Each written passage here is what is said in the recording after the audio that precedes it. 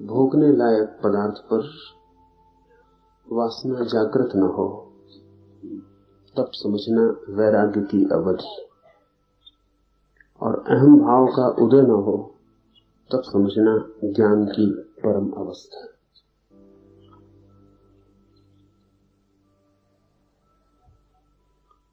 वैराग्य से साधारणतः लोग समझते हैं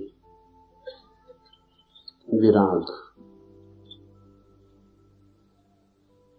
राग है, उसके विपरीत विराग है। राग का अर्थ है वस्तुओं को देखकर भोगने की आकांक्षा का जगना।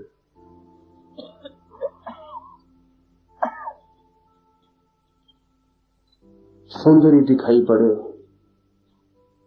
स्वादिष्ट वस्तु दिखाई पड़े, सुखद परिस्थिति दिखाई पड़े तो उसे भोग लेने का, उसमें डूबने का, लीन होने का जो मन पैदा होता है वह है राग।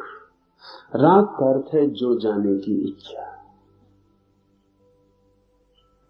अपने को खोकर किसी वस्तु में डूब जाने की इच्छा, अपने से बाहर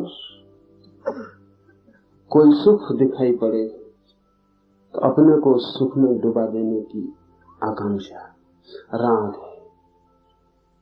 विराग का अर्थ है कोई वस्तु दिखाई पड़े भोगने योग्य तो उससे विकर्षण का पैदा हो जाना, उससे दूर हटने का मन पैदा हो जाना, उसकी तरफ पीठ कर लेने की इच्छा हो जाए। आकर्षण है राग, विकर्षण है विराग। भाषा की दृष्टि से जिसकी तरफ जाने का मन हो वो है राग, और जिससे दूर हटने का मन हो वो है विराग। विराग का अर्थ हुआ विपरीत राग। एक में खिंचते हैं पास, दूसरे में हटते हैं दूर। विराग राग से पूरी तरह मुक्ति नहीं है, उल्टा राग है। कोई धन की तरफ पागल है, धन मिल जाए तो सोचता है सब मिल गया। कोई सोचता है धन छोड़ दूं तो सब मिल गया। लेकिन दोनों की दृष्टि धन पर है। कोई सोचता है पुरुष में सुख है, स्त्री में सुख है। कोई सोचता है स्त्री पुरुष के त्याग में सुख है। ताकि दोनों का केंद्र स्त्री या पुरुष का होना है। कोई सोचता है संसार ही स्वर्ग है और कोई सोचता है संसार नरक है, लेकिन दोनों का ध्यान संसार पर है। भाषा की दृष्टि से विराग राग का उल्टा रूप है, लेकिन अध्यात्म के खोजी के लिए वैराग्य राग का उल्टा रूप नहीं, राग का अभाव।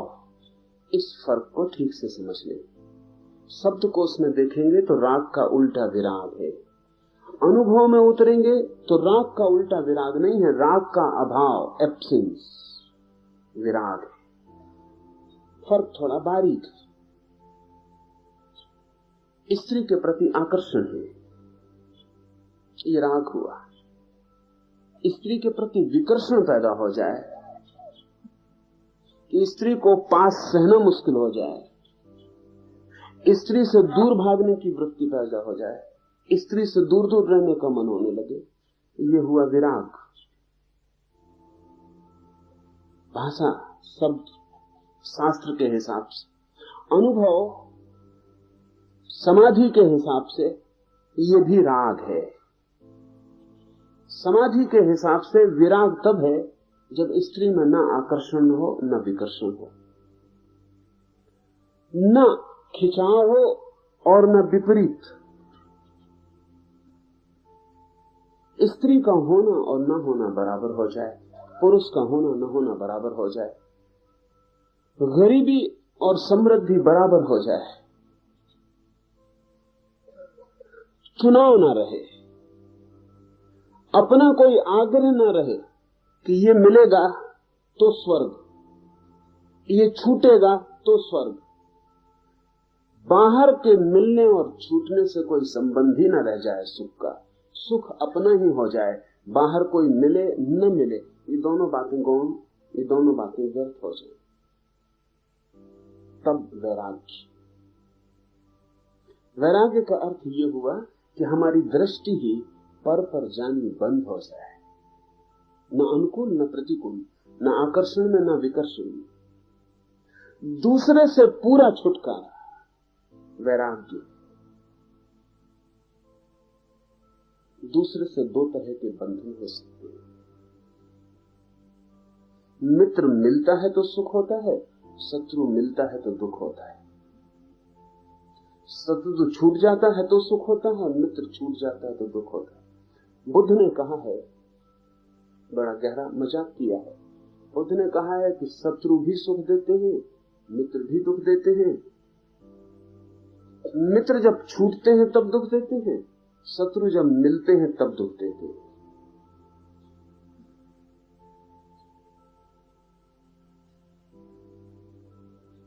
फर्क क्या है? लेकिन शत्रु से भी हमारा लगाव रहता है, मित्र से भी लगाव रहता है।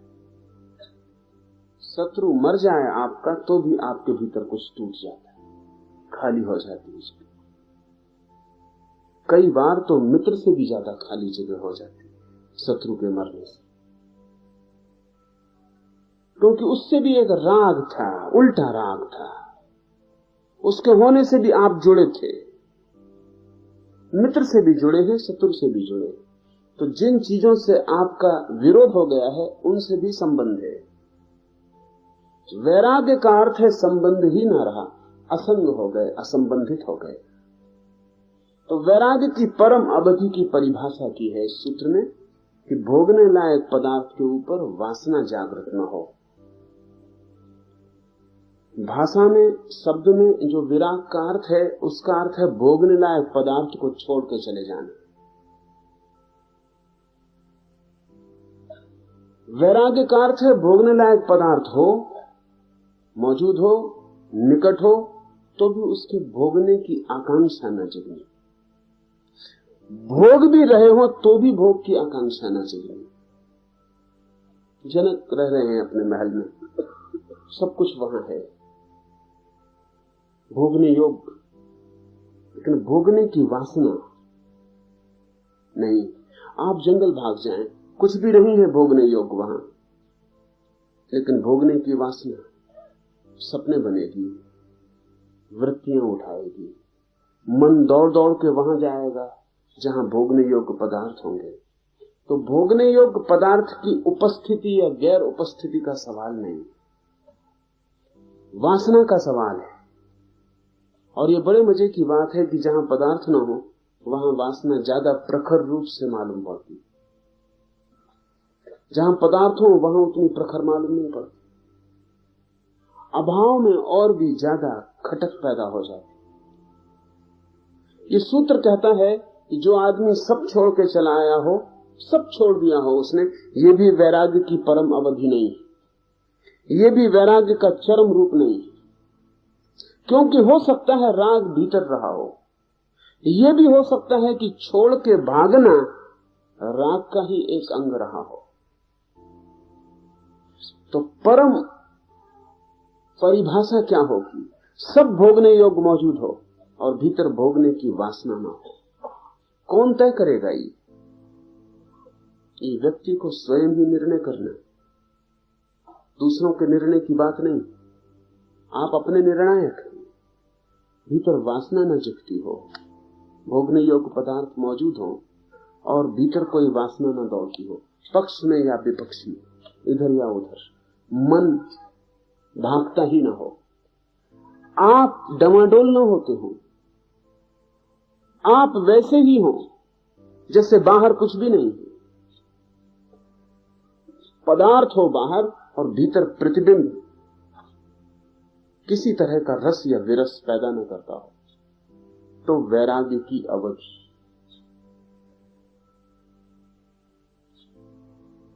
हमारे लिए अति कठिन मालूम पड़ेगा, क्योंकि हम सब ने विराग का राग से विपरीत रूप समझ रखा है।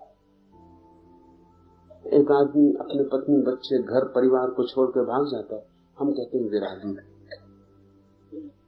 लेकिन भागता है, उससे खबर देता है कि राग अभी जुड़ा था। कोई भागता है तो मकान से डर के नहीं भागता, अपने भीतर की वासना से ही डर के भाग। मकान क्या भगाएगा? और अगर मकान अभी भगा सकता है तो अभी आत्मस्थिति बनी नहीं। एक आदमी खोज रहा है मकान बड़े और मकान उसे भगा रहा है, दौड़ा रहा है, और एक आदमी मकान से डर के जंगलों में भाग रहा है, मकान उसे भी दौड़ा रहा है। पीठ मकान की तरफ है लेकिन जुड़ा मकान से ही। ना एक आदमी को वस्तुएं भगाना बंद कर देती हैं, दौड़ाना बंद कर देती हैं। वस्तुओं का कोई भी चुनौती आदमी के ऊपर नहीं रह जाती, वो वस्तुओं की चुनौती ही स्वीकार नहीं करता है। तब तो वैराग्य का अर्थ हुआ आत्मस्थिति, अपने में ठहर गया। जो हम में से कोई भी अपने में ठहरा हुआ नहीं। पुरानी कहानियां हैं, बच्चों की कहानियों में अभी भी उस तरह की घटना घटती कि कोई राजा है, उसके प्राण किसी तोते में बंद। राजा को मारो, मरेगा नहीं जब तक कि तोते को ना मार दो। तो प्राण तोते में छिपा रखे हैं, जब तक तोता बचा है राजा बचा रहेगा। ये कहानी नहीं है सिर्फ, हम सबके भी प्राण कहीं और बंद। आपकी तिजोरी में हो सकते हैं आपके प्राण बंद हो, तोते में ना हो। तिजोरी चली जाए। 1930 में 31 में अमेरिका में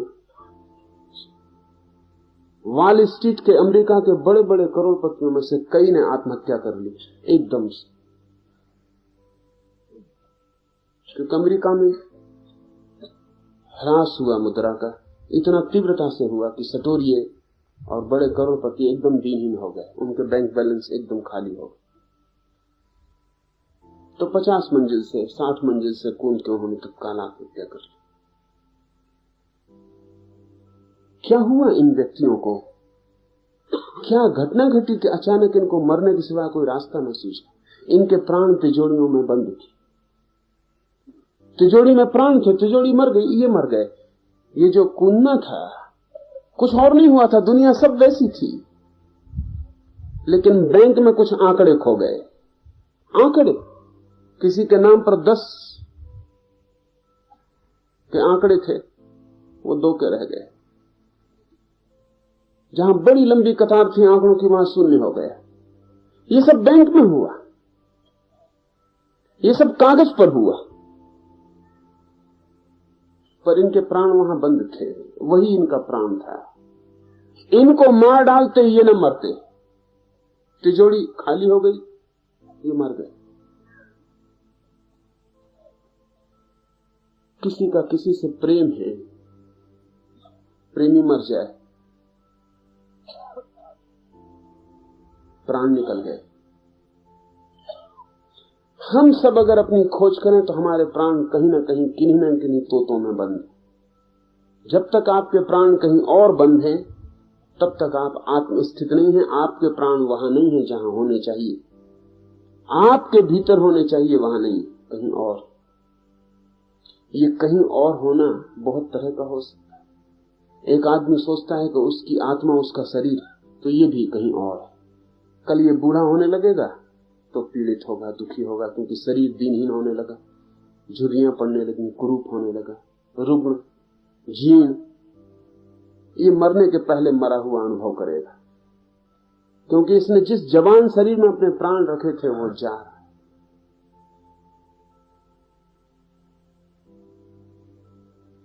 कहां आप अपने प्राण रख लिए हैं, इसमें भेद हो सकता है, लेकिन कहीं आपके प्राण हैं बाहर, तो आप राग में जी रहे हैं। राग का मतलब है आत्मा अपनी जगह नहीं, कहीं और है।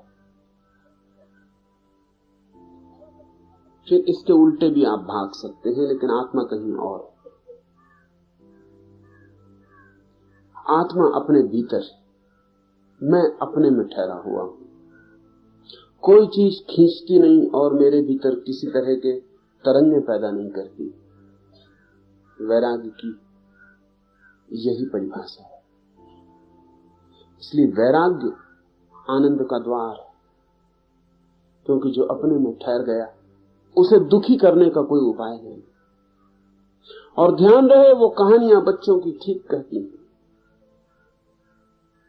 जो अपने में ठहर गया, जिसके प्राण अपने में आ गए, उसे मारने का भी कोई उपाय नहीं। प्राण नहीं मरते कभी भी, तोते मर जाते हैं। जहां जहां रखते हैं वो चीजें खिसक जाती हैं, वो मर जाते। इसलिए खुद आदमी अपने को मरा हुआ अनुभव करता है। आत्मा तो अमृत है, लेकिन हम उसे मृत वस्तुओं के साथ जोड़ देते हैं। वो मृत वस्तुएं आज नहीं कल बिखरेंगी, वो उनका स्वभाव है। जब वो बिखरेंगी तब ये भ्रम पैदा होगा कि मैं भी मर गया।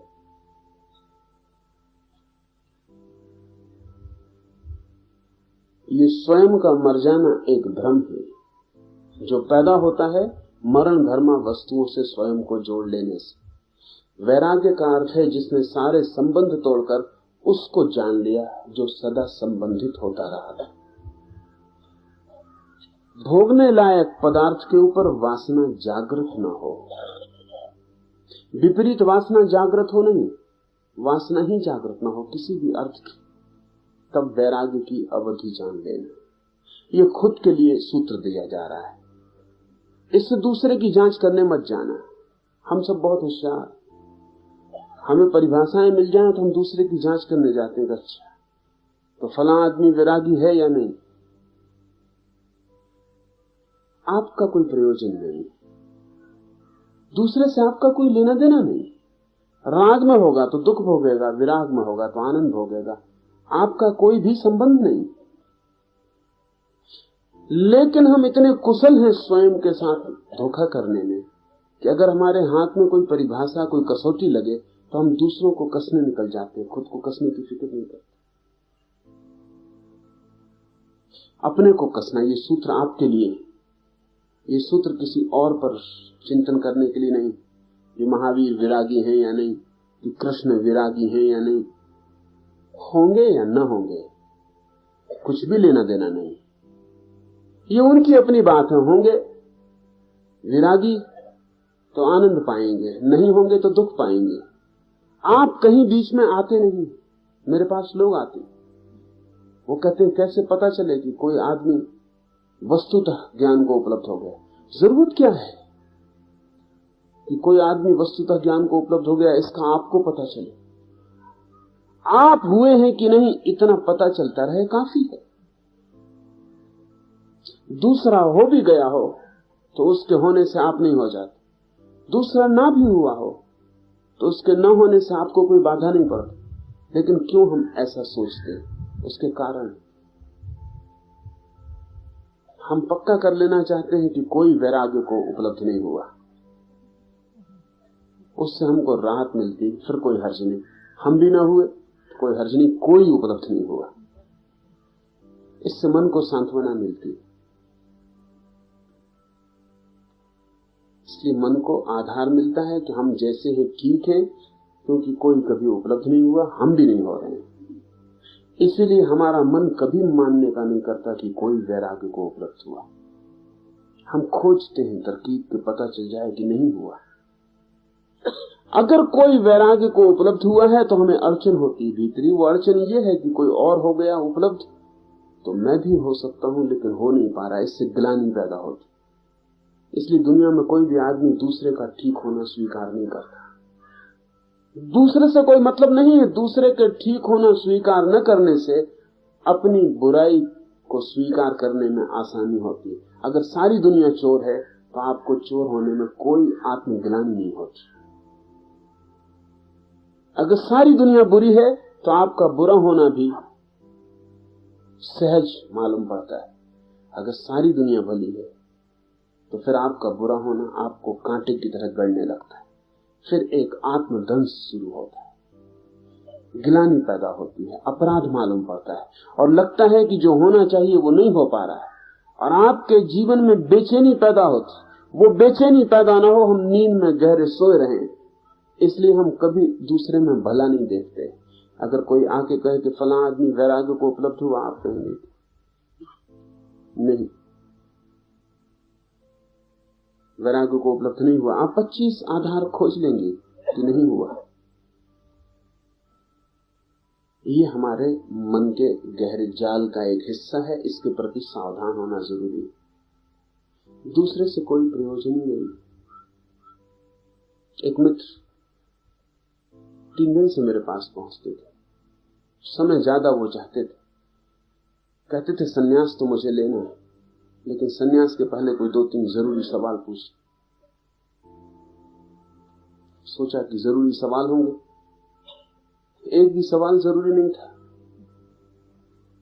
सवाल दूसरों के संबंध में थे, उनके संबंध में न थे। सन्यास उन्हें लेना था।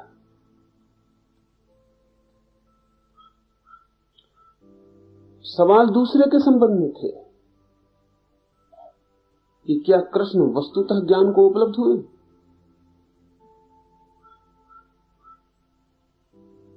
तो फिर जैनों ने उनको नरक में क्यों डाला हुआ है?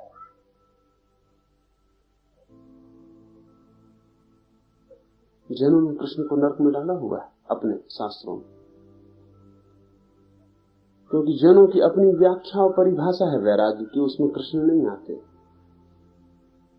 छोड़ के जाना चाहिए सब, वो उनकी परिभाषा है। और कृष्ण तो कुछ छोड़ के गए नहीं, इसलिए अड़चन है। कृष्ण की परिभाषा यही है कि अगर छोड़ के ही भागते हो तो अभी वैरागी नहीं हुए।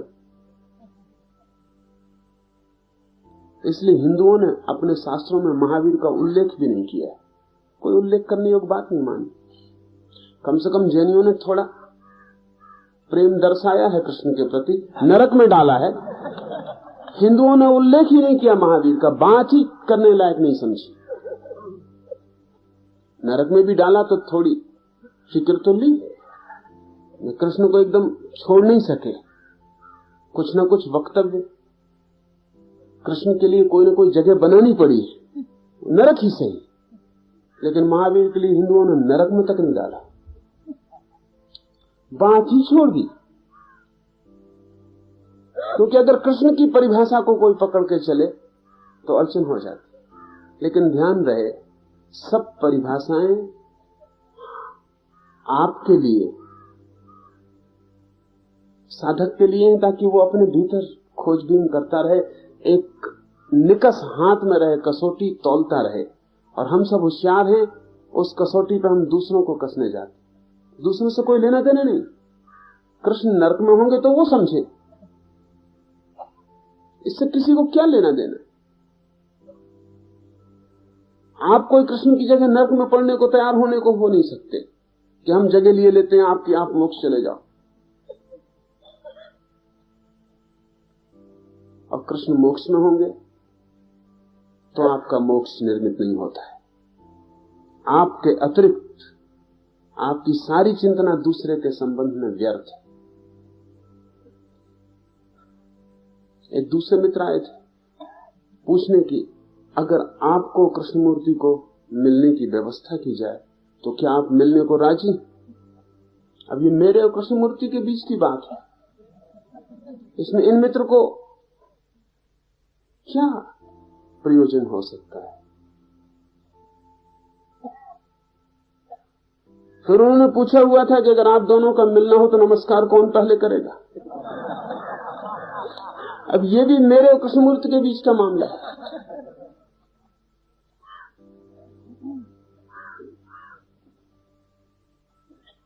चित्त दूसरों के चिंतन में लगा है, चित्त अपना चिंतन कर ही नहीं रहा है। साधक को निर्णय कर लेना चाहिए कि ये सब व्यर्थ की चिंतनाएं, मेरे अतिरिक्त और मेरे भीतरी विकास के अतिरिक्त सब बातें साधक के लिए नहीं, व्यर्थ। उन जिज्ञासाओं में, कुतूहल में उलझना ही नहीं चाहिए। उससे कुछ भी लेना देना नहीं है, उससे कुछ आपके जीवन में होगा भी नहीं। तो ध्यान रखें, ये परिभाषाएं आपके लिए हैं और अपने भीतर आप तौलते रहें। इसलिए उपनिषद ने आपको मापदंड दिए ताकि भीतर के अगम रास्ते पर आपको कठिनाई ना हो, अपने भीतर देखते रहना। जब तक वस्तुओं को देखकर वासना जगती हो तब तक समझना कि वैराग्य उपलब्ध नहीं हुआ है, और वैराग्य के सतत श्रम में लगना है। उस श्रम की हम धीरे धीरे बात कर रहे हैं। अहम भाव का उदय न हो तब ज्ञान की परम अवधि समझना। बड़े अजीब लोग हैं उपनिषद के ऋषि। वो ये नहीं कहते कि परमात्मा का दर्शन हो जाए तो ज्ञान की अवधि समझना। परमात्मा तक के दर्शन की बात को उन्होंने ज्ञान की अवधि नहीं कहा। क्या आपको बिल्कुल सब आपके चक्र खुल जाएं और कुंडलिनी जागृत हो जाए और सहस्त्र दल कमल खिल जाए तो ज्ञान की परम अवधि समझना नहीं। क्या आप सातों स्वर्ग चढ़ जाएं और न मालूम कितने हिसाब जारी हैं कि सारे 14 खंडों की यात्रा पूरी हो जाए और सच खंड में प्रवेश हो जाए, तो भी उपनिषद कहते हैं कि इस सब से कोई मतलब नहीं। कसौटी की बात एक है कि अहम भाव का उदय न हो। कुंडलिनी से भी अहम भाव का उदय होता है। साधक को लगता है कि हमारी कुंडलिनी जागृत हो, अब हम कोई साधारण आदमी नहीं। किसी को लगता है कि हमारा आज्ञा चक्र जग गया, ज्योति के दर्शन होने लगे, हम कोई साधारण आदमी नहीं। किसी को लगता है कि हृदय में नील मणि प्रकट हो गई, नीली ज्योति दिखाई पड़ने लगी, अब हम मुक्त हो गए, अब हमारे लिए कोई संसार नहीं। ध्यान रहे, जिस चीज से भी मैं निर्मित होता हो वो अज्ञान का ही हिस्सा है, चाहे नाम आप कुछ भी देते चले जाएं। उपनिषद कहते हैं अहम भाव जब तक पैदा हो, कारण कोई भी हो, जब तक ऐसा लगे कि मैं कुछ हो गया, तब तक जानना कि अभिज्ञान पका नहीं, अभिज्ञान में फूल नहीं खिले, अभिज्ञान का विस्फोट नहीं हुआ। एक ही सूत्र दिया है कि अहम भाव पैदा न हो। तो यह भी हो सकता है कि दुकान पे बैठा हुआ आदमी न जिसकी कुंडलिनी जगी हो और न जिसने नील ज्योति देखी हो और न सचखंडों की यात्रा की हो, कुछ भी न किया हो, सीधा दुकान पर बैठकर अपना काम कर रहा हो, लेकिन अहम भाव न जगता हो, तो वो भी ज्ञान की परम अवधि को पहुंच गया। और बड़ा योगी हो और हिमालय के ऊंचे शिखर पर खड़ा हो, और जितना हिमालय का ऊंचा शिखर हो उतने भीतर अहंकार का भी शिखर हो, और सोचता हो कि मैं पहुंच गया और कोई नहीं पहुंचा, सोचता हो मैंने पा लिया और किसी ने नहीं पाया, तो समझना यदि ज्ञान की घटना नहीं घटी। एक ही कसौटी है कि ऐसी घड़ी आ जाए भीतर कि कोई भी चीज अहम भाव को निर्मित न करती हो, कुछ भी होता रहे, खुद परमात्मा सामने आके खड़ा हो जाए, तो भी ये भाव पैदा न हो कि अहो भाग्य मेरे, पा लिया परमात्मा को भी, ये परमात्मा सामने खड़े, दर्शन हो रहा है। मैं की वृत्ति निर्मित न हो तो ज्ञान की परम अवधि समझना, इसको भी भीतर खोजते रहना। नहीं तो हर चीज से अकड़ आनी शुरू हो जाती है। हर चीज, मन बड़ा कुशल है और हर चीज में से अहम भाव को निकाल लेता है। इतना कुशल है कि विनम्रता तक में से अहम भाव को निकाल लेता है। कि एक आदमी कहने लगता है कि मुझसे ज्यादा विनम्र और कोई भी नहीं।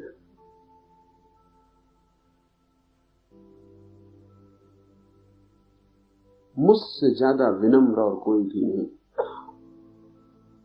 मगर वो मुझसे ज्यादा कोई भी नहीं। वो कुछ भी हो, चाहे धन हो, चाहे यश हो, चाहे पद हो, चाहे ज्ञान हो, चाहे मुक्ति हो, चाहे विनम्रता हो, मुझसे ज्यादा कोई भी नहीं। वो जो मैं है निर्मित होता चला जाए। तो भीतर जांचते रहना, खोजते रहना, नहीं तो आध्यात्मिक तलाश भी सांसारिक तलाश हो जाती। आध्यात्मिक और सांसारिक खोज में वस्तुओं का भेद नहीं है। आध्यात्मिक और सांसारिक खोज में अहंकार का भेद है। एक आदमी संसार में धन के ढेर लगा लेता तो अहंकार मजबूत होता। एक दूसरा आदमी सारे धन का त्याग कर देता और त्याग से अहंकार को मजबूत कर लेता। दोनों की यात्रा सांसारिक है। आध्यात्मिक यात्रा तो शुरू होती है अहंकार के विसर्जन से। एक ही त्याग है करने जैसा, और वो मैं का त्याग है। बाकी सब त्याग फिजूल है, क्योंकि उन त्याग से भी मैं भर लेता है। कल ही एक सज्जन मुझे मिलने आए थे। वो कहते हैं 14 साल से मैंने अन्न नहीं लिया, और उनकी अकड़ देखने लायक थी। अन्न लेने से भी इतनी अकड़ पैदा नहीं होती जितनी उनको अन्न न लेने से पैदा हो गई। तो ये अन्न का न लेना तो जहर हो गया। उनकी अकड़ ही और थी। 14 साल से अन्न नहीं लिया, होने ही वाली बात। अब किस पे कृपा की है आपने अन्न नहीं लिया था? न ले, लेकिन इसको वो बताते फिर रहे कि 14 साल से अन्न नहीं लिया। अब यही अहंकार बन रहा है। अन्न से भी अहंकार इतना नहीं भरता, ये ना आनंद से भरा जा रहा है। मेरे पास लोग आते हैं, वो कहते हैं कि हम दूध ही ले रहे हैं वर्षों से। दूध उनके लिए जहर मालूम हो रहा है। वो जमीन पे नहीं चल रहे क्योंकि वो दूध ले रहे हैं। क्या फर्क कर रहे हैं आप? कौन सी बड़ी क्रांति हुई जा रही है कि दूध ले रहे हैं? मगर उसका कारण है क्योंकि उन्हें लगता है वो कुछ विशेष कर रहे हैं जो दूसरे नहीं कर रहे। बस जहां विशेष का ख्याल आया, अहंकार निर्मित होना शुरू हो जाता। फिर वो कोई भी विशेष हो, किसी भी कारण से आप विशिष्टता पैदा कर लें अपने लिए, तो अहंकार निर्मित होता है। तो साधक का क्या अर्थ हुआ? साधक का अर्थ हुआ कि अपने भीतर से विशेषता पैदा करना बंद करना चाहिए। धीरे धीरे ऐसा हो जाए कि नोबडी, कोई भी नहीं है। धीरे धीरे इतना सामान्य हो जाए भीतर कि ये भाव ही पैदा ना हो कि मैं भी कुछ हूं, ना कुछ हो जाए। जिस दिन साधक ना कुछ हो जाता है, ज्ञान की परम अवधि आ जाती। ज्ञान के संग्रह से नहीं, अहंकार के विसर्जन से। जानकारी के संग्रह से नहीं, मैं की मृत्यु से। इसी प्रकार लय को प्राप्त हुई वृत्तियां फिर से उत्पन्न न हो, वह उपरति की अवधि। ऐसा स्थित प्रज्ञ यति सदा आनंद को पाता है। लय को प्राप्त हुई वृत्तियां फिर से उत्पन्न न हो। बहुत बार वृत्तियां लय हो जाती, बहुत बार, लेकिन वो लय होना वापस वापस लौट आता है। एक दिन लगता है कि मन बिल्कुल शांत हो गया, दूसरे दिन फिर अशांत हो जाता। एक दिन लगता है बड़ा आनंद है, दूसरे दिन फिर दुख में गिर जाता। मन के कुछ नियम है, वो समझने चाहिए। एक नियम तो मन का यह है कि वो सतत एक जैसा कभी नहीं रहता, परिवर्तन उसका स्वभाव। तो जो शांति मिले और खो जाए, समझना कि वो आध्यात्मिक शांति नहीं है, मन की ही शांति थी। एक बात, जो आनंद मिले और खो जाए, समझना कि वो आध्यात्मिक आनंद न था, मन का ही आनंद था। जो भी बने और बिखर जाए, वो मन का है। जो आए और चला जाए, वो मन का है। जो आए और फिर कभी ना जाए, जो आए तो बस आ जाए और जाने का कोई उपाय ना रहे। आप चेष्टा भी करें और उसे हटा ना पाए। ख्याल रखें फर्क। मन में शांति आ जाए तो आप लाख चेष्टा करें कि बनी रहे, बनी नहीं रहेगी, बदलेगी ही। और आत्मिक शांति आ जाए तो आप लाख चेष्टा करें उसे नष्ट करने का, तो भी आप नष्ट नहीं कर सकते, वो बनी ही रहेगी। मन में प्रयास से भी सातत्य नहीं रह सकता है, और आत्मा में प्रयास से भी सातत्य तोड़ा नहीं जा सकता है। तो जो वृत्तियां उठनी बंद हो जाएं, जल्दी मत करना, ये मत सोच लेना कि पहुंच गए। प्रतीक्षा करना कि वो दोबारा तो नहीं उठती। अगर दोबारा उठती हैं तो समझना कि क्रम अभी मन के तल पर ही चल रहा है। और मन की शांति का क्या मूल्य है? वो तो आएगी और चली जाएगी और फिर अशांति आ जाएगी। मन में तो प्रतिपल विपरीत की तरफ गति होती रहती है। जब आप अशांत होते हैं तो मन शांति की तरफ गति करता है, और जब शांत होते हैं तो अशांति की तरफ गति करता है। मन द्वंद है, इसलिए विपरीत हमेशा मौजूद रहेगा और गति करता रहेगा। कैसे अनुभव करेंगे कि जो हो रहा है वो मन का है? अगर मन शांत हो तो एक बुनियादी ख्याल रखना, जब मन शांत हो, जब मन ही शांत हो और भीतर के तल पर शांति न पहुंची हो, तो शांत होते ही एक वासना पैदा हो जाएगी कि ये शांति बनी रहे, मिट ना जाए। अगर ये वासना पैदा हो तो समझना कि ये मन का मामला है, क्योंकि मिटने का डर मन में ही होता है। शांति आ जाए और ये डर ना आए कि मिट तो नहीं जाएगी, तो समझना कि ये मन की नहीं है।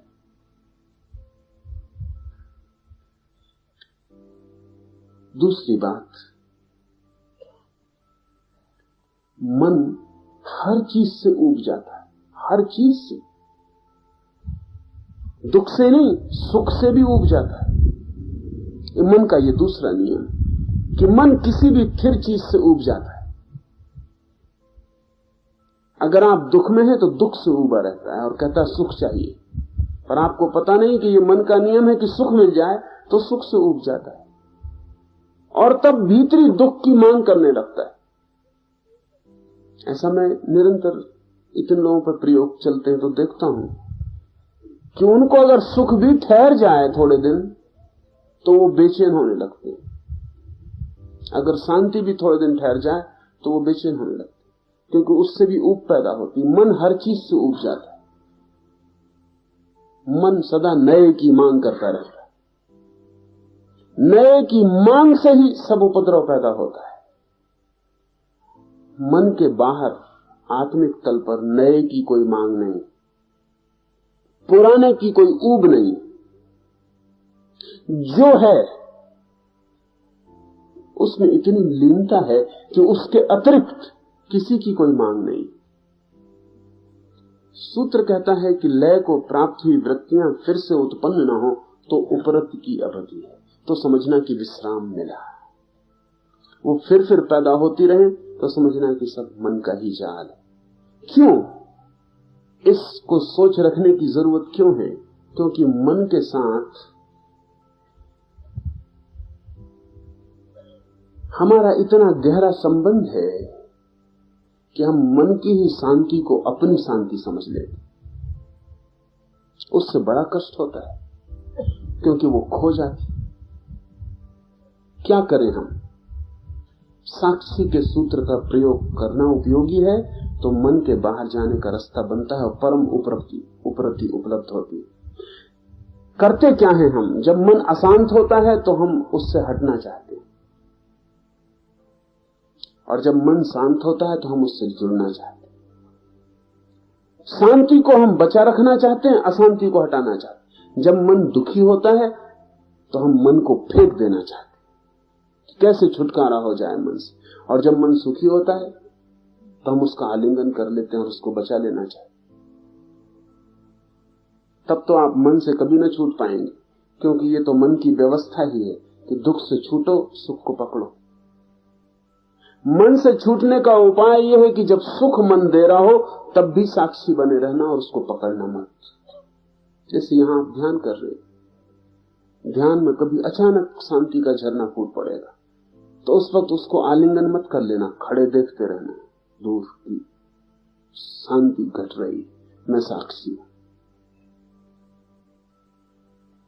सुख का झरना टूट पड़ेगा, भीतर रोए रोए में सुख व्याप्त हो जाएगा किसी क्षण, तो उसको भी दूर खड़े होकर देखते रहना, उसको पकड़ मत लेना जोर से कि ठीक आ गई मुक्ति। उसको खड़े होकर साक्षी भाव से देखते रहना कि मन में सुख घट रहा है, पकड़ूंगा नहीं। मजे की बात यह है कि जो सुख को नहीं पकड़ता उसके दुख समाप्त हो जाते, जो शांति को नहीं पकड़ता उसकी अशांति सदा के लिए मिट जाती। शांति को पकड़ने में ही अशांति का बीजारोपण है और सुख को पकड़ने में ही दुख का जन्म। पकड़ना ही मत, पकड़ का नाम मन, क्लिंगिंग, पकड़ का नाम मन है। कुछ ना पकड़ना, खुली मुट्ठी और आप मन के पार हट जाएंगे और उसमें प्रवेश हो जाएगा जहां से फिर वृत्तियां दोबारा जन्म नहीं पाती, परम लय हो जाता है। उस परम लय को कहा है उपरति विश्राम। ऐसा स्थित प्रज्ञ यति सदा आनंद को पाता है। स्थित प्रज्ञ बड़ा मीठा शब्द है। अर्थ है उसका जिसकी प्रज्ञा अपने में ठहर गई, जिसका बोध अपने में रुक गया, जिसकी चेतना स्वयं को छोड़कर कहीं भी नहीं जाती, ठहर गई चेतना जिसकी। ऐसा यति, ऐसा साधक, ऐसा सन्यासी सदा आनंद को पाता रहता है। मन के तल पर है सुख और दुख, द्वंद्व, शांति अशांति द्वंद्व, अच्छा बुरा द्वंद्व, जन्म मृत्यु द्वंद्व। मन के पीछे हटते ही निर्द्वंद आनंद। आनंद के विपरीत कोई शब्द नहीं, वो द्वंद्व के बाहर है। और जो द्वंद्व के बाहर है, ऐसा यति सदा आनंद को पाता रहता है।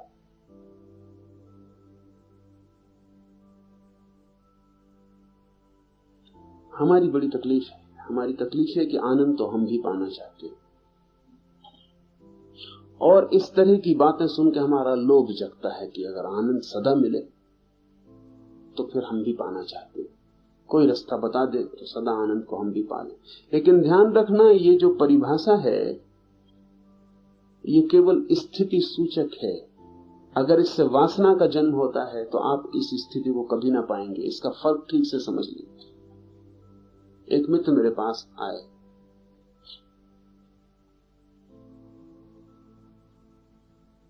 जल्दी से मुक्ति हो जाए, ध्यान लग जाए, समाधि आ जाए जल्दी से। तो मैंने उनको कहा कि जितनी जल्दी करिएगा उतनी देर हो जाएगी, क्योंकि जल्दी करने वाला मन शांत हो ही नहीं सकता। जल्दी ही तो अशांति है।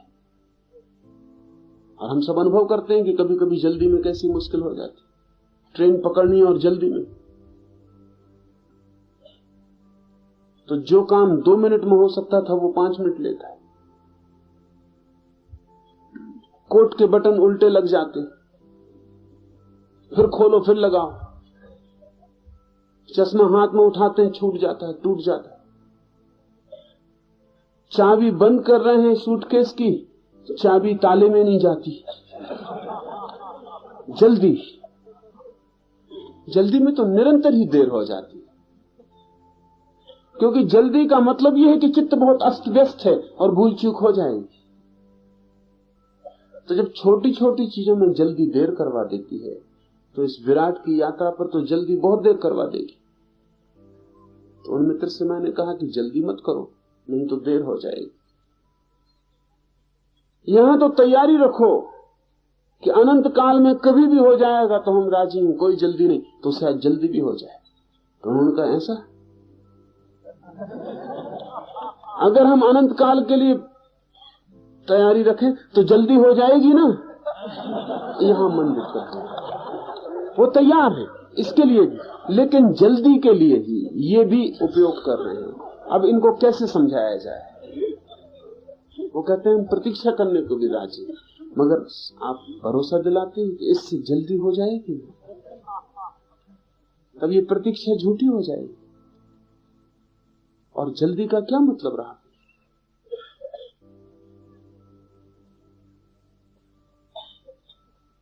प्रतीक्षा अगर आप अनंत करेंगे तो जल्दी परिणाम, आप जल्दी की वासना नहीं बना सकते। इसको फर्क को समझ लें। अगर आप प्रतीक्षा करने को तैयार हैं तो जल्दी होगी, लेकिन वो प्रतीक्षा करने वाले चित्त का परिणाम।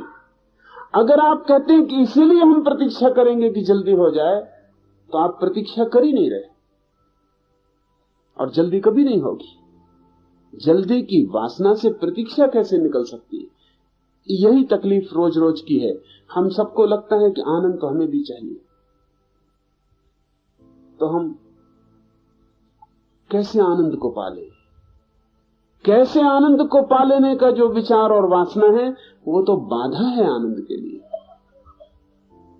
आनंद परिणाम है, उसको आप वासना मत बनाएं, वो घटेगा। आप मौन चुपचाप यात्रा करते जाएं, वो घटेगा। इसलिए बड़ी कठिनाई घटती है, और वो ये कि इन सूत्रों को पढ़ के अनेक लोग वासनाग्रस्त हो जाते हैं आनंद की। न मालूम कितने लोग सदियों से इस तरह के सूत्रों को पढ़ के वासना से भर जाते हैं। और ये सूत्र जो है वासना मुक्ति के लिए, और नई वासना पकड़ लेती कि कैसे मिले आनंद, कैसे हो जाए स्थित प्रज्ञ, कैसे आ जाए उपरति, कैसे आ जाए वैराग्य। इस वासना से भर जाते, और तब वो दौड़ते रहते हैं जन्मों जन्मों, और कभी ये घटना नहीं घटती उनके जीवन में। तब उन्हें संदेह होने लगता है, तब उन्हें संदेह होने लगता है कि कहीं ये सब बातें झूठी तो नहीं है, क्योंकि कहा तो था कि आनंद आ जाएगा, वो अभी तक नहीं आया। इस संदर्भ में आपको एक बात बता दूं, रोज हम दुनिया को अधार्मिक होते हुए देखते हैं। रोज लोग ज्यादा से ज्यादा अधार्मिक होते चले जाते, और उनकी निष्ठा धर्म पर कम होती चली जाती। कारण आपको पता है? कारण इस सूत्र में है। आप में से हर एक ने आनंद की, मोक्ष की, परमात्मा की कई जन्मों में वासना कर ली, और आनंद नहीं मिला, मोक्ष नहीं मिला, परमात्मा नहीं मिला। उसका जो परिणाम होना था वो हो गया है। वो परिणाम ये हुआ है कि अब आपको लगता है कि कोई मिलने वाली चीजें ही नहीं, आपकी वासना निष्फल चली गई। इन सूत्रों पर से भरोसा उठ गया है। 10,000 साल से ये सूत्र आदमी को पता है। इस 10,000 साल में सभी लोगों ने करीब करीब, कोई बुद्ध के पास, कोई कृष्ण के पास, कोई क्राइस्ट के पास, कोई मोहम्मद के पास, सभी लोगों ने करीब करीब इस पृथ्वी पर ये आनंद की वासना कर ली, इसके लिए प्रयास कर लिए। कभी ध्यान किया, कभी योग किया, कभी तंत्र साधा, कभी मंत्र साधा, सब कर चुके हैं। जब मैं लोगों को उनके भीतरी तल पर देखता हूं तो मुझे ऐसा आदमी अब तक नहीं मिला जो किसी न किसी जन्म में कुछ न कुछ न कर चुका हो। हर आदमी किसी न किसी जन्म में साधना के पथ पर चल चुका है, लेकिन वासनाग्रस्त होकर। उस वासना के कारण ही साधना निष्फल चली गई, और भीतर गहरी चेतना में वो असफलता बैठ गई। उसका कारण है कि सारी दुनिया में अधर्म बढ़ता हुआ दिखाई पड़ता है, क्योंकि धर्म अधिक लोगों के लिए असफल हो गया है। आपको याद भी नहीं, लेकिन आप धर्म को असफल कर चुके हैं अपने भीतर, और कारण आप हैं, क्योंकि आपने जिसकी वासना नहीं की जा सकती उसकी वासना करके भूल कर दी। ये परिणाम है। आप साधना से गुजरेंगे तो ये परिणाम घटते हैं। इनकी आपको चिंता नहीं करनी है, न इनका विचार करना है, और न इनकी आकांक्षा करनी, और न जल्दी करनी है कि ये घट जाएं। उस जल्दी से ही सब विपरीत हो जाता है। दुनिया में अधर्म तब तक बढ़ता ही चला जाएगा जब तक हम धर्म की भी वासना करते हैं। और आप कोई नए नहीं, इस जमीन पर कोई भी नया नहीं, सब इतने पुराने और प्राचीन हैं जिसका हिसाब नहीं, और सब इतने इतने रास्तों पर, इतने इतने मार्गों पर चल चुके हैं जिसका हिसाब नहीं, और उन सब में असफलता पाकर आप निराश और हताश हो गए। वो हताशा प्राणों में गहरे बैठ गई। उस हताशा को तोड़ना ही आज सबसे बड़ी कठिनाई की बात हो गई।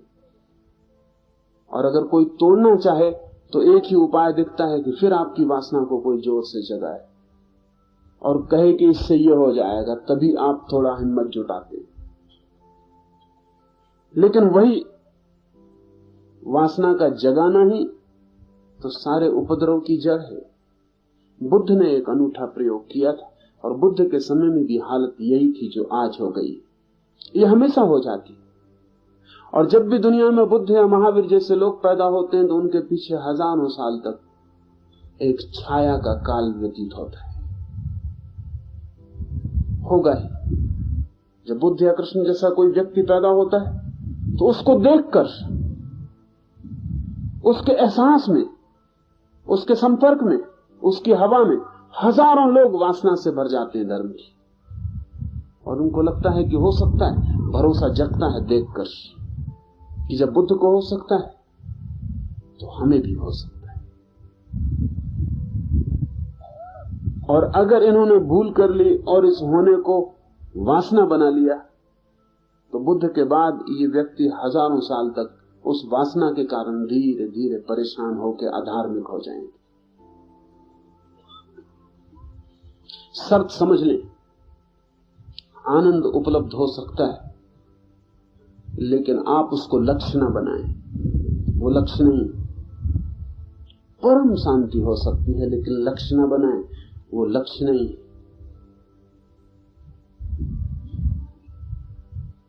लक्ष्य तो बनाएं आप ज्ञान को, समझ को। लक्ष्य तो बनाएं आप ध्यान को। लक्ष्य तो बनाएं आप अपने भीतर स्थिरता को। लक्ष्य बनाएं रुक जाने को, अपने भीतर आ जाने को। परिणाम में आनंद चला आएगा, वो उसके पीछे आ ही जाता है। उल्टा ना करें, आनंद को लक्ष्य ना बनाएं। जिसने आनंद को लक्ष्य बनाया बस वो मुश्किल में पड़ गया। परिणाम परिणाम है, लक्ष्य नहीं। ऐसा समझे। सामान्य जीवन से कोई उदाहरण ले लें तो आसानी हो जाए। आप कोई खेल खेलते,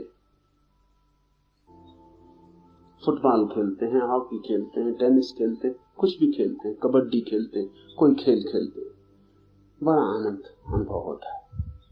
किसी से आप कहें कि कबड्डी खेलता हूं, टेनिस खेलता हूं, बड़ा आनंद आता है। वो आदमी का आनंद तो हमें भी चाहिए। कल हम भी आके देखेंगे खेल के कि आनंद आता है कि नहीं।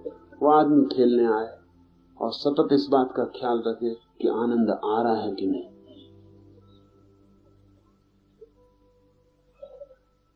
तो आनंद आ रहा है कि नहीं, इस ख्याल की वजह से पहली तो बात है कि खेल में लीन नहीं हो पाएगा। खेल हो जाएगा गौण, आनंद हो जाएगा प्रमुख। हर बार जब वो तू तू करके कबड्डी में प्रवेश करेगा तो तू तू रह जाएगी गौण। भीतर खोजता रहेगा, अभी तक आनंद आया नहीं, ये आनंद आ नहीं रहा, ये क्या कर रहा हूं मैं, तू तू से क्या होने वाला है, अभी तक आनंद आया नहीं। खेल के बाद वो सिर्फ थकेगा और कहेगा कि कुछ आनंद वगैरह मिलता नहीं, ये क्या है। आनंद जो खेल में पाने जाएगा, खेल भी खराब हो जाएगा, आनंद तो मिलेगा नहीं। आनंद है बाई प्रोडक्ट। खेल में पूरे लीन हो जाए तो आनंद घटता है। आनंद का ख्याल बना रहे तो लीन नहीं हो पाते, लीन नहीं हो पाते तो आनंद कैसे घटेगा। ये पूरा जीवन ऐसा है। यहां सब चीजें बाई प्रोडक्ट है। जो भी महत्वपूर्ण है वो चुपचाप घटता है। जो भी गहरा है उसका लक्ष्य नहीं बनाना होता। लक्ष्य बनाने से ही उसका द्वार बंद हो जाता है।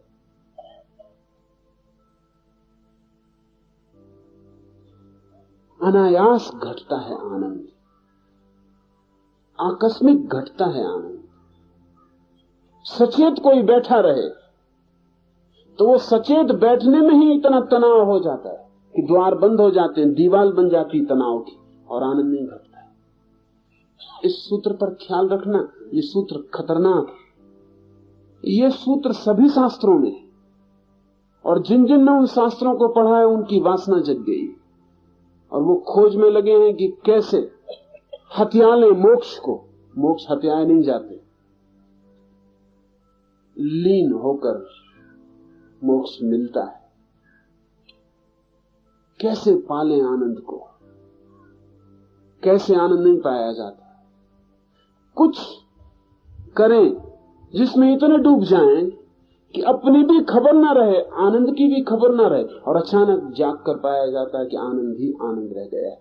आप जो खोजते थे, जो खोज कर नहीं मिलता था, वो मिल गया है। बुद्ध के जीवन में बड़ी साफ बात है। बुद्ध 6 साल तक कोशिश करते रहे, अथक, मिल जाए मोक्ष, मिल जाए शांति, मिल जाए सत्य, नहीं मिला। सब गुरुओं के चरणों को टटोला है, गुरु भी उनसे थक गए, क्योंकि वो आदमी तलाशी थे, पक्के थे, छतरी की जिद थी कि खोज के रहूंगा। छतरी का अहंकार था कि ऐसी क्या चीज हो सकती है जो हो और न मिले, असंभव नहीं मानता है छतरी, वही छतरी का अर्थ है। तो जिन जिन गुरुओं के पास गए वो भी उनसे मुसीबत में पड़ गए, क्योंकि गुरु जो भी कहते बुद्ध तत्काल करके दिखा देते। कितनी कठिन हो, कितनी शीर्षासन करना पड़े, कितना धूप वर्षा में खड़ा रहना हो, कितना उपवास करना हो, जो भी कोई कहता पूरा करके बता देते और कुछ भी ना होता। गुरु भी थक गए, उन्होंने कहा हम भी क्या। गुरु साधारण शिष्य से नहीं थकता, क्योंकि साधारण शिष्य कभी मान के चलते ही नहीं, इसलिए कभी ऐसी नौबत नहीं आती कि गुरु को यह कहना पड़े अब हम क्या करें, जो हम कर सकते थे कर चुके। बुद्ध जैसा शिष्य मिले तो बहुत मुश्किल खड़ी हो जाती, क्योंकि बुद्ध जो भी गुरु कहता पूरा करते, उसमें गुरु भी भूल नहीं निकाल सकता था और कुछ होता नहीं। आखिर एक गुरु कहता है कि अब मैं जो कर सकता था, जो बता सकता था, मैंने बता दिया, इसके आगे मुझे भी पता नहीं, अब तुम कहीं और चले जाओ। सब गुरु उनसे ऊब गए और वो जिद्दी पक्के थे। 6 वर्ष तक जिसने जो कहा, सही गलत, संगत असंगत, सब उन्होंने पूरा किया और बड़ी निष्ठा से पूरा किया। एक भी गुरु ये नहीं कह सका कि तुम पूरा नहीं कर रहे इसलिए नहीं हो रहा है। तो गुरु इतना पूरा कर रहे थे कि गुरुओं ने तक उनसे क्षमा मांगी कि जब तुम्हें हो जाए कुछ और ज्यादा हमको भी खबर करना, क्योंकि जो भी हम जानते थे वो पूरा बता दिया, कुछ भी नहीं हो रहा। ऐसा नहीं था कि जो बताया था उससे उन गुरुओं को नहीं हुआ था, उससे उनको हुआ था। क्रिया बराबर बुद्ध भी वही कर रहे थे जो गुरु ने की थी और पाया था। तो गुरु भी मुश्किल में था कि यही क्रिया पूरी कर रहे हो, मुझसे भी ज्यादा पूरी कर रहे हो, इतनी निष्ठा से मैंने भी कभी नहीं किया था, फिर क्यों नहीं हो रहा। पर कारण था, उस गुरु को हुआ होगा क्योंकि उसने क्रिया की थी बिना किसी लक्ष्य के ख्याल के। बुद्ध को लक्ष्य प्रगाढ़ था, कर रहे थे वो, लेकिन नजर लक्ष्य पे थी कि कब सत्य, कब आनंद, कब मोक्ष मिले। तो क्रिया पूरी कर देते थे, लेकिन वो जो लक्ष्य था वो बाधा बन रहा था। आखिर बुद्ध भी थक गए। 6 वर्ष के बाद एक दिन उन्होंने सब छोड़ दिया। संसार तो पहले ही छोड़ चुके थे, फिर सन्यास भी छोड़ दिया। भोग तो पहले ही छोड़ चुके थे, ये 6 साल योग में बर्बाद किए थे, फिर योग भी छोड़ दिया। और एक रात उन्होंने तय कर लिया कि अब कुछ भी नहीं करना, अब खोजना ही नहीं। समझ लिया कि कुछ है नहीं मिलने वाला।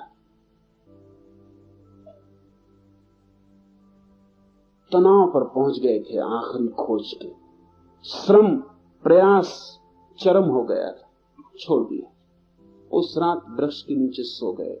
वो पहली रात थी अनेक अनेक जन्मों में जब बुद्ध ऐसे सोए कि सुबह करने को कुछ भी बाकी नहीं था। कुछ था ही नहीं बाकी करने को। राज्य छोड़ चुके थे, घर छोड़ चुके थे, संसार की सारी आयोजना छोड़ चुके थे। दूसरी योजना पकड़ी थी, वो भी व्यर्थ हो गई थी। अब कोई हाथ में था ही नहीं काम। सुबह कल उठे तो ठीक, न उठे तो ठीक, जन्म रहे तो बराबर, मृत्यु हो जाए तो बराबर। अब कोई अंतर ना था। कल सुबह करने को कुछ बचा ही नहीं था। कल का कोई मतलब ही नहीं था। और जब कोई रात ऐसे सो जाता है कि जिस रात में सुबह की कोई योजना ना हो, तो समाधि घटित हो जाती, सुसुप्ति समाधि बन जाती, क्योंकि सुबह की कोई वासना ही न थी, कोई लक्ष्य शेष न रहा था, कुछ पाने को नहीं था, कहीं जाने को नहीं था। सुबह होगी तो क्या करेंगे, ये सवाल था। अब तक करना था, करना था, करना था, अब करना बिल्कुल नहीं था। बुद्ध रात ऐसे सोए कि सुबह उठेंगे तो क्या करेंगे। सूरज उगेगा, पक्षी गीत गाएंगे, मैं क्या करूंगा? शून्य था उत्तर। लक्ष्य जब नहीं होते भविष्य नष्ट हो जाता है, लक्ष्य जब नहीं होते समय व्यर्थ हो जाता है, लक्ष्य जब नहीं होते योजनाएं टूट जाती हैं, मन की यात्रा बंद हो जाती है। क्योंकि मन की यात्रा के लिए योजना चाहिए, मन की यात्रा के लिए लक्ष्य चाहिए, मन की यात्रा के लिए कुछ पाने का बिंदु चाहिए, मन की यात्रा के लिए भविष्य चाहिए, समय चाहिए। सब नष्ट हो गया। बुद्ध उस रात सो गए जैसे कोई आदमी जिंदा जी मर गया हो। जीते थे, मौत घट गई। सुबह 5 बजे आंख खुली तो बुद्ध ने कहा है मैंने आंख नहीं खोली। क्या करेंगे आंख खोल के? न कुछ देखने को बचा, न कुछ सुनने को बचा, न कुछ पाने को बचा। क्या करेंगे आंख खोल के? इसलिए बुद्ध ने कहा मैंने आंख नहीं खोली, आंख खोली। थक गई बंद रहते रहते, रात भर बंद थी, विश्राम पूरा हो गया, पलक खुल गई। शून्य था भीतर। जब भविष्य नहीं होता भीतर शून्य हो जाता। उस शून्य में बुद्ध ने रात का आखिरी तारा डूबता हुआ देखा।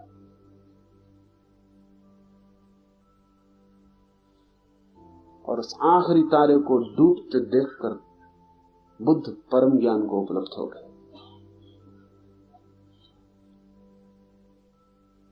उस डूबते तारे के साथ बुद्ध का सब अतीत डूब गया। उस डूबते तारे के साथ सारी यात्रा डूब गई, सारी खोज डूब गई। बुद्ध ने कहा है कि मैंने पहली दफा निष्प्रयोजन आकाश में डूबते तारे को देखा। निष्प्रयोजन, कोई प्रयोजन नहीं था, न देखते तो चलता, देखते तो चलता। इस तरफ उस तरफ चुनने की भी कोई बात ना थी। आंख खुली थी इसलिए तारा दिख गया। डूब रहा था, डूबता रहा। उधर तारा डूबता रहा, उधर आकाश तारों से खाली हो गया, इधर भीतर में बिल्कुल खाली था। दो खाली आकाशों का मिलन हो गया। और बुद्ध ने कहा है जो खोज खोज के न पाया वो उस रात बिना खोजे मिल गया। दौड़ के जो न मिला उस रात बैठे बैठे मिल गया, पड़े पड़े मिल गया।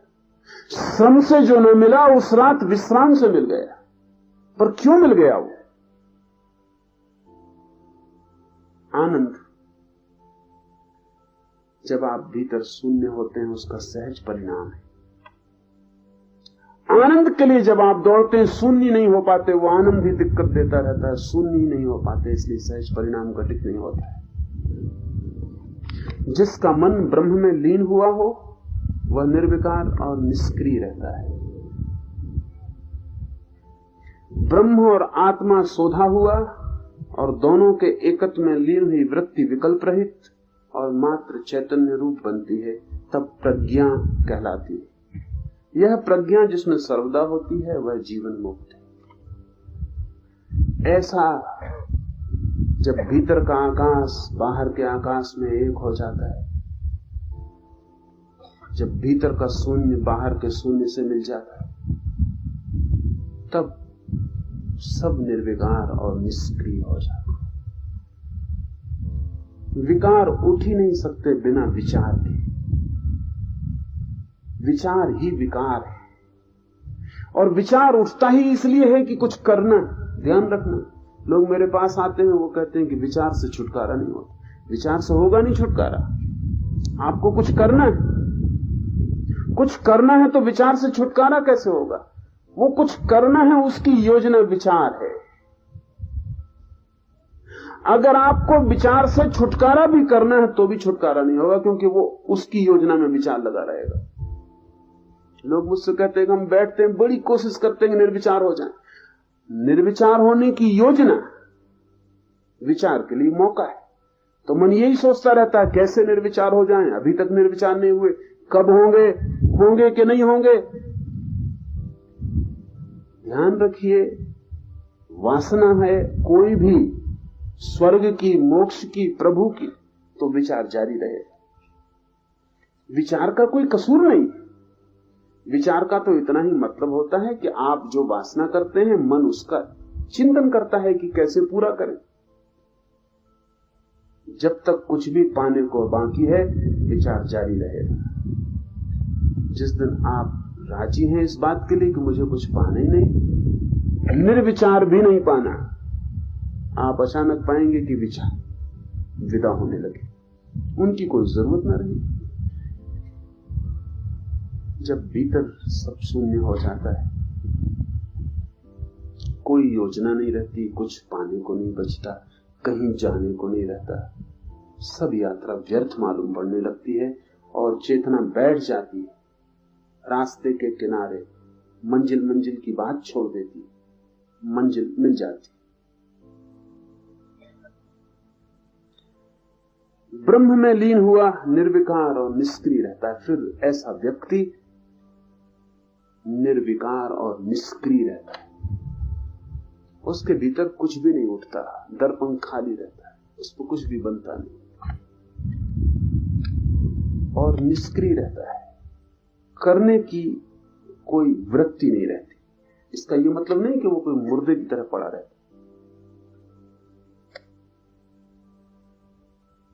क्रियाएं घटित होती हैं लेकिन क्रियाओं की कोई योजना नहीं होती। इस फर्क को ठीक से समझ लें। यहां मैं आया, उपनिषद के सूत्र पर मुझे बोलना है।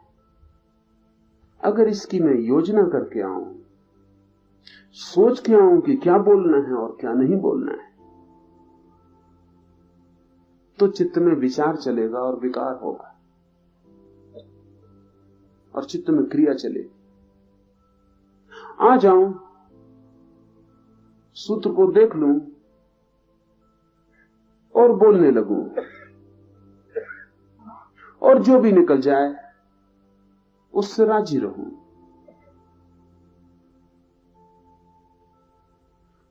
तो ये क्रिया नहीं। फिर बोल के चला जाऊं, फिर रास्ते में यह ख्याल आए कि जो बोला वो ठीक नहीं था, अच्छा होता कि ये बोल देता या वो बोल देता, अच्छा होता कि ये छोड़ देता, तो विकार है। बोल के चला जाऊं और जैसे बोलना बंद हो जाए, भीतर उस बोलने के संबंध में कुछ और ना रह जाए, कोई धारा ना चले, तो निर्विकार।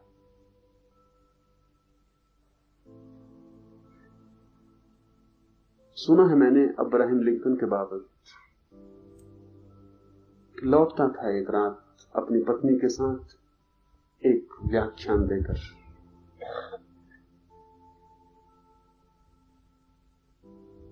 घर लौटा तो बच्चों ने लिंकन को पूछा कि व्याख्यान कैसा रहा। तो लिंकन ने कहा, कौन सा व्याख्यान?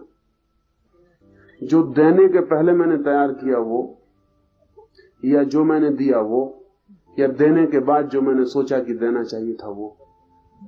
कौन सा व्याख्यान? 3 दे चुका हूं। एक तो जाने के पहले जो दे रहा था अपने मन ही मन, और फिर एक वस्तुता जो दिया, और फिर एक जो पीछे पछताता रहा और सोचता रहा कि ये कहना था और ये कहना था और ये छोड़ दिया। तो ये व्याख्यान क्रिया हो गई। व्याख्यान में क्रिया नहीं है, उसकी आयोजना में। तो अगर चित्त तय करता है पहले से, चित्त लौट के विचार करता है, तो विकार है। क्रिया अगर घटित होती है, न तो पूर्व आयोजित होती है और न पश्चात चिंतन होता है, तो निष्क्रिय से निकलती है क्रिया। क्रिया तो जारी रहेगी। बुद्ध हो गए फिर भी जारी रहेगी, लेकिन फर्क पड़ गया। कृष्ण हो गए फिर भी जारी रहेगी, लेकिन फर्क पड़ गया। गीता इसी अर्थ में कीमती है कि गीता में जो भी कृष्ण ने कहा है वो एकदम सहज है। युद्ध के मैदान पर कोई व्याख्यान की तैयारी करके जाता भी नहीं, सोचा भी नहीं होगा। कृष्ण को कभी ख्याल भी ना होगा कि इस मुसीबत में पड़ेंगे युद्ध के मैदान पर। कल्पना में भी नहीं हो सकता, कोई योजना नहीं हो सकती। अचानक अनायास एक घटना, आकस्मिक, और कृष्ण के झरने का फूट पड़ना। ये बोलना नहीं है, ये अबोल से निकला हुआ बोलना है। ये क्रिया नहीं है, ये निष्क्रिय से जन्मी हुई क्रिया है। इसलिए गीता इतनी कीमती हो गई, इतनी आकस्मिक थी, इसलिए इतनी कीमती हो गई। दुनिया में बहुत शास्त्र है, लेकिन गीता जैसी आकस्मिक परिस्थिति किसी शास्त्र की नहीं है। युद्ध का मैदान है, शंख बज चुके हैं, योद्धा तैयार है मरने मारने, वहां ब्रह्मचर्चा, कहीं कोई संगति नहीं बैठती। गीता किसी आश्रम में, किसी गुरुकुल में दी गई होती, समझ में आती थी। चूंकि इतनी सहज है, इसलिए इतनी गहरी भारतीय मन में उतर गई। निष्क्रिय से निकली है, बिना आयोजना के निकली है। इसलिए हमने उसे भगवत गीता कहा है। उसे हमने कहा प्रभु का गीत। उसमें कोई योजना आदमी की नहीं है, उसमें कृष्ण आदमी जैसे व्यवहार ही नहीं कर रहे हैं। गहरी भगवत्ता से निकला हुआ संदेश है। तो जब सारी क्रियाएं भीतर की निष्क्रियता से जन्मती हों और विचार भी निर्विचार से आता हो और शब्द भी मौन में जन्म लेता हो, ऐसा व्यक्ति जीवन मुक्त कहलाता है। एक तो भारत में दो तरह की मुक्ति की धारणा है। एक तो मुक्त है जीवन मुक्त, जो जीते जी मुक्त है, और एक है मुक्त जो मृत्यु के साथ मुक्त होता है। ये दोनों घटनाएं घटती हैं। एक व्यक्ति जीवन भर खोज करता है, खोज करता है, खोज करता है। जैसे मैंने बुद्ध का कहा, खोज करते हैं, करते हैं, करते हैं और थक जाते हैं एक दिन खोज से, और घटना घट जाती है। ऐसा कभी कभी ऐसा होता है कि आदमी जीवन भर खोज करता है, 6 साल नहीं, जीवन भर, और थकता नहीं, और खोजता जाता है, खोजता जाता है। और जब मौत आती है तभी उसे अनुभव होता है कि सब खोज व्यर्थ गई, कुछ पाया नहीं। और मौत के क्षण में सारी खोज शिथिल हो जाती है।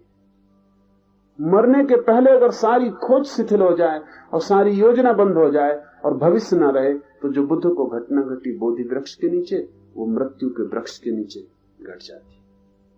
तब मृत्यु और मुक्ति एक साथ घटित हो जाती, क्योंकि मृत्यु बहुत रिलैक्स कर सकती है अगर खोज व्यर्थ हो गई हो।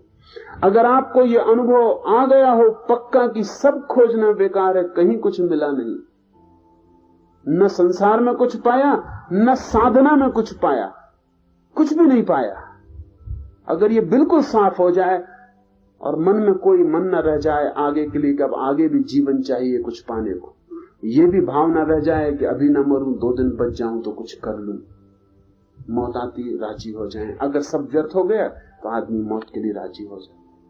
जैसे बुद्ध उस सांझ सो गए, सुबह क्या करेंगे ये भी सवाल ना रहा। ऐसे ही अगर कोई मरते क्षण में मर जाए बिना ये सोचे कि अब मर गए, कुछ काम अधूरे रह गए, कुछ करने को पूरा था वो पूरा नहीं हुआ, 2 दिन बच जाते तो कुछ पूरा कर लेते, ऐसा कोई भाव ना हो, मृत्यु सहज उतर आए जैसे सांझ उतर आती और आदमी सो जाता, तो मृत्यु भी मुक्ति बन जाती। ऐसे व्यक्ति को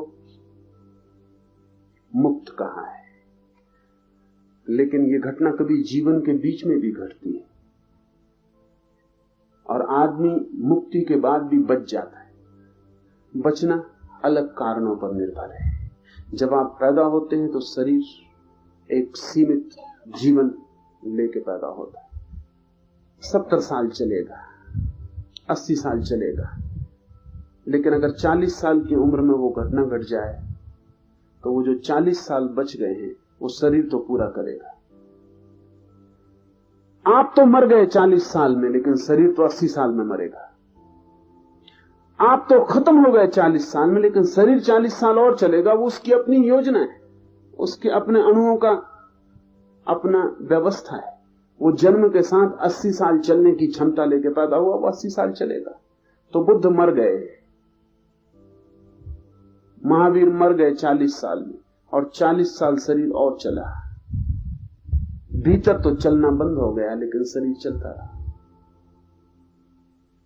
ऐसे जैसे कि आपके हाथ पे घड़ी बंधी है, आपने उसमें चाबी भर दी, वो 7 दिन चलने वाली, और आप जंगल में भटक गए और गिर गए और मर गए। आप मर गए और घड़ी चलती रही, तो घड़ी में 7 दिन की चाबी थी। आपके मरने से कोई फर्क नहीं पड़ता, घड़ी चलती रही और टिक टिक करती रही। आपका शरीर तो एक यंत्र है। आप अगर परम ज्ञान को उपलब्ध हो जाएं तो आज ही मर गए, लेकिन शरीर टिक टिक करता रहेगा। 40 साल तक वो जो शरीर टिक टिक करता रहेगा, और भीतर की चेतना ऐसे हो गई जैसे नहीं। ऐसी अवस्था को जीवन मुक्त कहा है। ब्रह्म और आत्मा सोधा हुआ, और दोनों के एकत्व में लीन हुई वृत्ति विकल्प रहित और मात्र चैतन्य रूप बनती है, तब प्रज्ञा कहलाती है। जब बुद्धि किसी और के संबंध में नहीं सोचती, सोचती ही नहीं, असोच हो जाती है। जब विचार गिर जाते और केवल विचारना की शक्ति भीतर रह जाती, जब बुद्धि किसी विषय के साथ नहीं जुड़ती, शुद्ध, जैसे कि कोई दिया जल रहा हो और दिए से कोई चीज प्रकाशित ना होती हो, बस अकेला शून्य में दिया जल रहा हो, ऐसी जब चेतना हो जाती तो उसके लिए भारतीय शब्द है प्रज्ञा। तब आप वास्तविक ज्ञान की ज्योति को उपलब्ध हुए। और जिसमें ऐसी प्रज्ञा सदा जलती रहती है, वो जीवन मुक्त है। देह तथा इंद्रियों पर जिसको अहम भाव न हो, और इनके सिवाय अन्य पदार्थों पर यह मेरा है ऐसा भाव न हो, वह जीवन मुक्त कहलाता है। ये भाव तो गिर ही जाएंगे, मेरा, मैं, ये तो कब के गिर गए। अहंकार के गिरने के साथ ही तो ज्ञान हुआ। अब उसे कुछ मेरा, कुछ मैं से जुड़ा हुआ नहीं मालूम होता। ऐसा चैतन्य ये भी नहीं कहता कि मैं आत्मा हूं। मैं की कहीं भी कोई वृत्ति नहीं जोड़ता, होना ही शेष रह जाता है। हम कहते हैं मैं हूं, ऐसा व्यक्ति कहता है हूं, मैं गिर जाता है। बस होना, शुद्ध होना, प्योर एमनेस हूं, यही स्थिति रह जाती। इस हूंपन को, इस एमनेस को जीवन मुक्त अवस्था कहा है। मैं तो मिट जाए और होना रह जाए, तो आप जीते जी मोक्ष को उपलब्ध हो गए। प्रयास इस दिशा में वासना रहित हो तो अभी ये घटना घट सकती है। वासना पूर्ण हो तो देर लगती है।